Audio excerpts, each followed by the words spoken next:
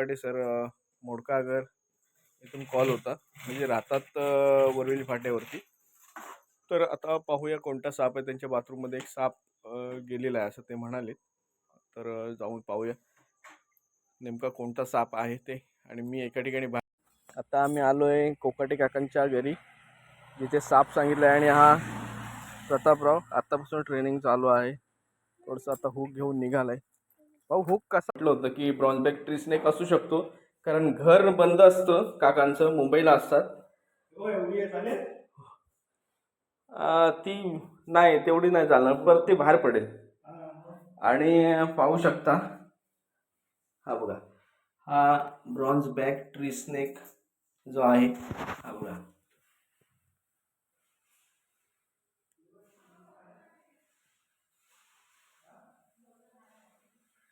हा बिनविषारी सर्प आहे, मात्र ऍग्रेसिव्ह असतो, चावतो सुद्धा.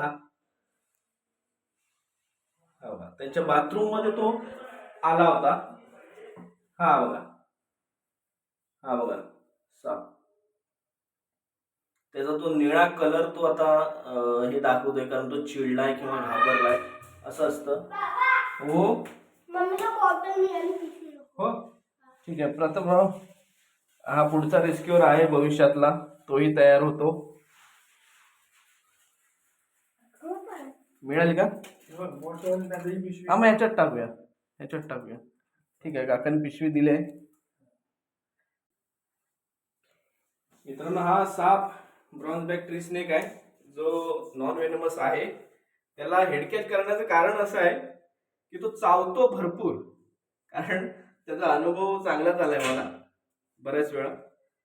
तर आता कोकाटे काकांनी माहिती दिली की त्यांच्या घरामध्ये साप आहे. तर आता मी चाललेलो एका देवदर्शनाला, आणि मग काकांना म्हटलं मी एक 15 मिनिटात येतो, पण मला अर्धा तास लागला यायला, कारण घरी थोडंसं एक काम होतं अति महत्वाचं. तर ते केलं आणि तात्काळ बाहेर पडलो. त्यांना मी बोललो ब्रॉन्झबॅक ट्री स्नेक असू शकतो, कारण घर बंद असतं, कारण हे असे साप या घरामध्ये, बंद घरामध्ये येऊ शकतात. तर जवळपास 99% माझा जो अंदाज होता तो खरा ठरला.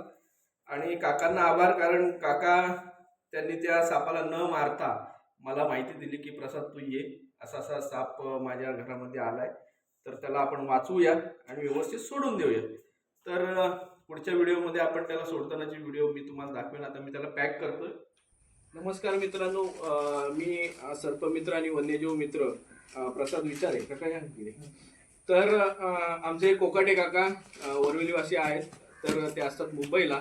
मात्र त्यांच्या घरामध्ये हा झाड सर्प, म्हणजेच आपण त्याला इकडे मण्यार म्हणतो, पण खरं म्हणजे ती मण्यार नाही आहे, हा झाड सर्प आहे. ब्रॉन्झबॅक ट्री स्नेक म्हणतात त्याला इंग्लिशमध्ये, किंवा रुका सर्प म्हणतात, काही ठिकाणी रुकई सर्प म्हणतात. हा टोटली बिनविषारी आहे. मात्र तो जेव्हा ॲग्रेसिव्ह होतो तेव्हा त्याचा कलर थोडासा निळसळ निळसळ असा होतो. तर त्याला न मारता काकाने आज बोलवलं आणि त्याला जंगल अधिवासामध्ये सोडतोय. अतिशय सुंदर सर्प आहे. जास्त वेळ न घेता आपण त्या सापाला आपण सोडून द्यायचं आहे. आणि प्रतापराव माझा मुलगा सुद्धा माझ्यासोबत रेस्क्यूसाठी काही ठिकाणी असतो. नेहमीच मी त्याला नेऊ शकत नाही, तर वेगळ्या गोष्टी घडू शकतात. पाणी म्हणजे हात धुवायला फक्त थोडंसं पाणी द्या असे. मित्रांनो पाहू शकता, त्याने निळा रंग असा केलाय बघा. निळा का, तर तो चिडलाय आता जास्त. हा बघा एस आकार त्याने केला, पिशवीच्या आतून पाहू शकता. निळा रंग केलाय, निळा आहे तो ब्राऊन. हा बघा आता तो पूर्ण चावायच्या, हा बघा चावायच्या दृष्टीनंच बघतोय. आता ह्या ब्रॉन्झबॅक ट्री स्नेकला आम्ही निघालोय सोडायला. कोकाटे का सुद्धा आहेत आणि उपसरपंच मॅडम मृणाल विचारे ह्या सुद्धा माझ्यासोबत या कार्यामध्ये होत्या. आत्ता त्यांनी व्हिडिओ केले आहेत आणि हा साप आम्ही आता सोडणार आहोत. मित्रांनो, आता हा जो ब्रॉन्झबॅक ट्री स्नेक पकडलेला आहे त्याला आता आम्ही सोडायला नैसर्गिक अधिवासामध्ये गावाच्या बाहेर आम्ही त्याला सोडणार आहोत.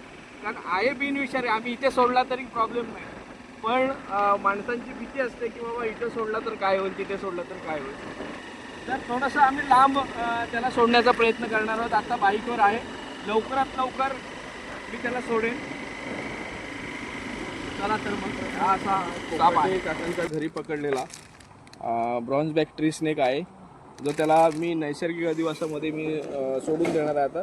आणि त्याची साईज पण चांगली आहे आणि 1-1.5 फुटाचा हा सर्प आहे, जो मी आता ह्याच्यामध्ये सोडून देतो त्याला.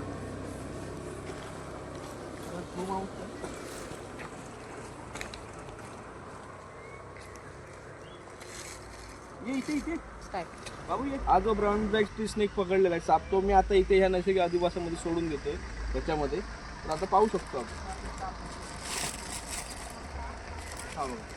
आणि तो त्याच्या नैसर्गिक अधिवासामध्ये जातोय आणि हेल्दी साप आहे आणि तो गेलेला आहे. ओके चल.